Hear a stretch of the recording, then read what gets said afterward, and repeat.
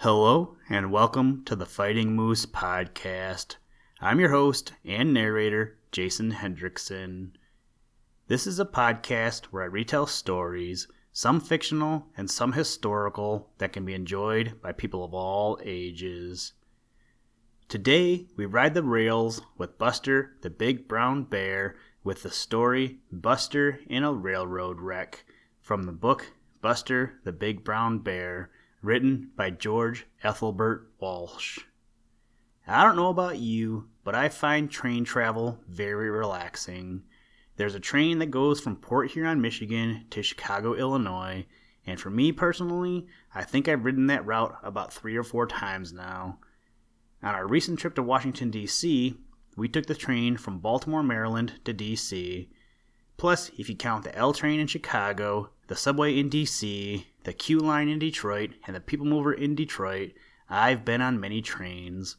Luckily, I have never been in a train crash. In today's story, we see what happens when Buster the Big Brown Bear gets involved in a train crash. In a few weeks, we'll be celebrating our 3-year anniversary. As we near that date, I want to thank you for listening to the podcast.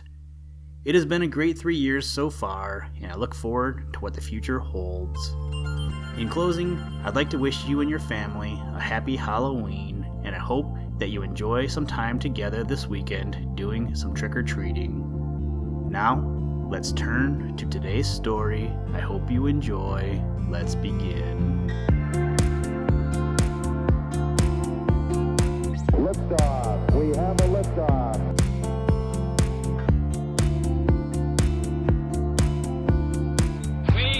To go to the moon in this decade and do the other things, not because they are easy, but because they are hard.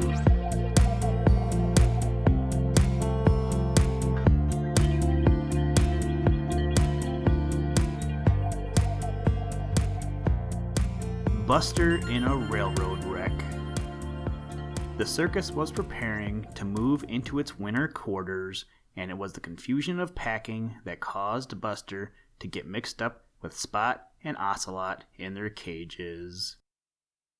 His injuries were very slight, and within a few days after Chiquita had bound them up, his legs were as good as new.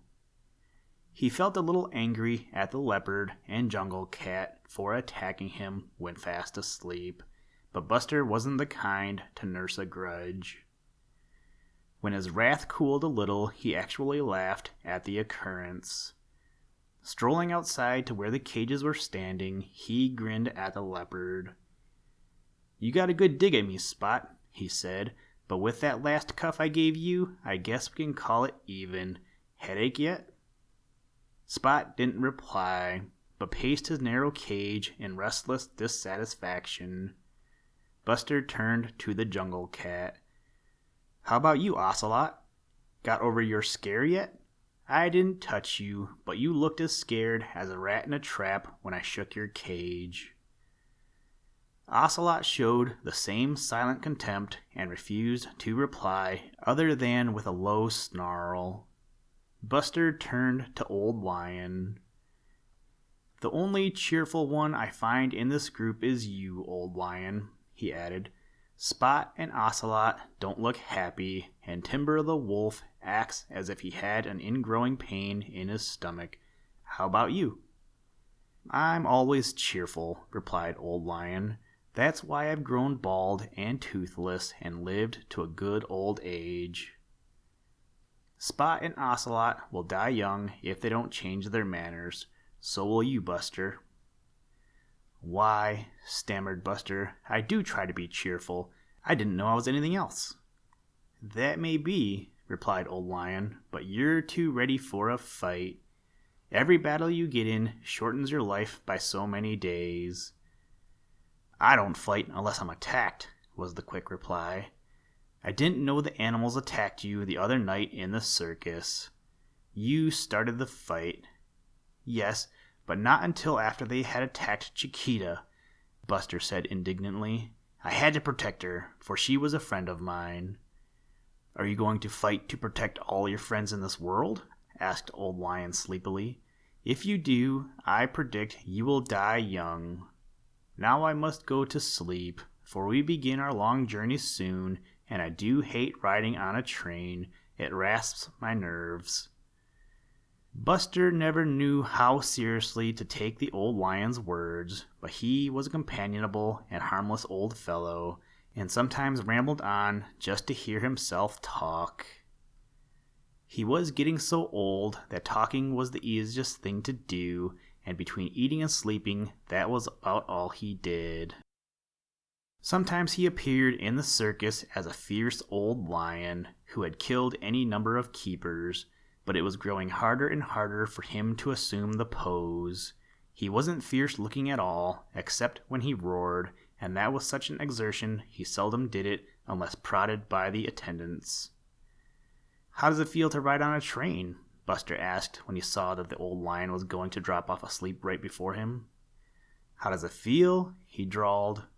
"Why, it feels as if all the bones in your body were rattling, and when the train stops, and it's stopping all the time when it isn't going, you stand on your head and then on your tail, and if you're lucky, you won't die of fright."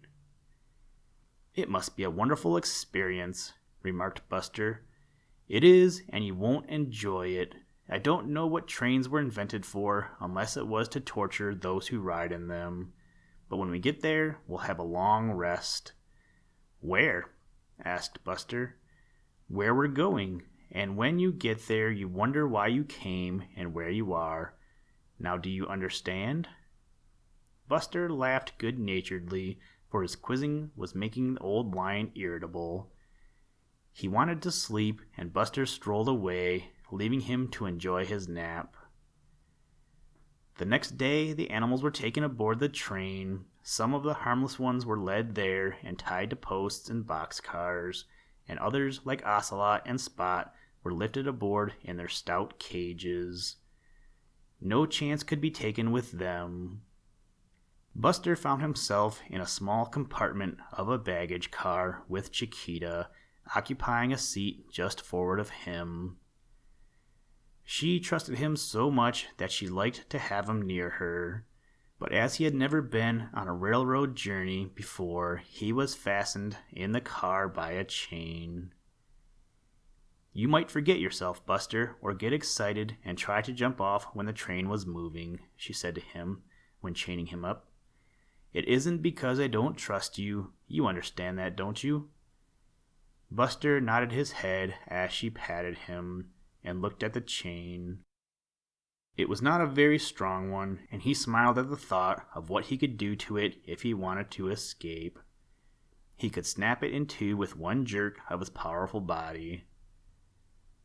The train started finally, and Buster was as interested and excited as a child on their first railroad journey. The jolting and rattling began almost at once. He recalled Old Lion's words and wondered if he was groaning in agony. Such rolling and jerking were enough to rattle Old Lion's teeth loose. And Spot and Ocelot, how did they like the noise and confusion? The train steamed along slowly at first, and then faster. Through a window in the baggage car, Buster could see the houses and trees flashing past as if they were all running in the opposite direction. It was a funny sensation. Instead of being frightened by it, Buster enjoyed it. "I never ran so fast in my life," he said to himself. "Even Loop the Lynx couldn't run as fast as this." He stopped and scowled. He never thought of Loop without growing angry. The lynx had treated him in a cowardly, cruel way, and Buster somehow wanted to punish him for it, but there seemed little prospect of his ever meeting the lynx again. "Oh well," Buster sighed, "I can't spoil my temper thinking of something that happened in the past." Still right down in his heart, he had a great desire to go back to the woods where he had been born. Perhaps his mother was alive yet, and he would dearly like to see her again. How surprised she would be to find him grown up, fully as big as she, and far more powerful. Suddenly, in the midst of these thoughts, there came a grinding shriek outside, and the most fearful of explosions. Buster raised his head to listen, and then he was thrown against the opposite side of the baggage car with such force that the chain snapped. Everything began to break and fall down upon him, the whole roof of the car collapsing. Stunned by the fall and unable to understand what had happened, Buster lay there a moment in silence. Everything was quiet after that awful noise, but wild shrieks of Ocelot, Spot, and other animals soon filled the air. Then came the deafening hiss of steam, and shouts and cries of men. What had happened? Buster was curious to know what all this noise meant, and finding himself loose, with no roof over him, he climbed out of the wreck. It was dark outside, but there were many lights flashing around. Buster walked down the track where a group of men were at work.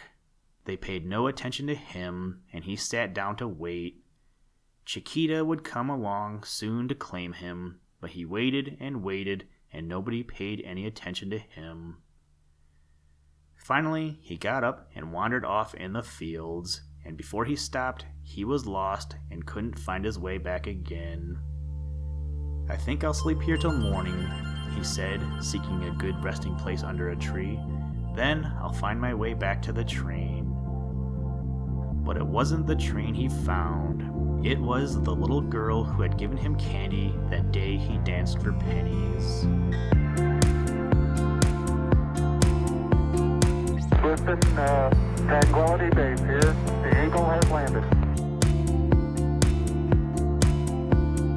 That's one small step for man, one giant leap for mankind.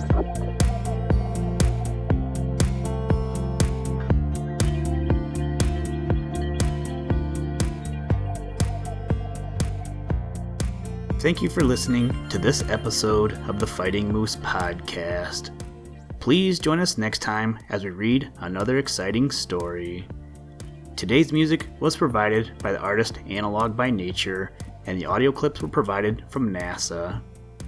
For more information to download and or listen to audio or materials from all our recordings, or to contact us, please visit www.thefightingmoose.com, or you can follow the links in the show notes. If you enjoy the podcast, please leave us a review wherever you get your podcast or on iTunes, and tell a friend. Thank you for your patronage, and as always, try and do a random act of kindness every day. Mission complete, Houston. After serving the world for over 30 years, the space shuttle turned its place in history, and it's come to a final stop.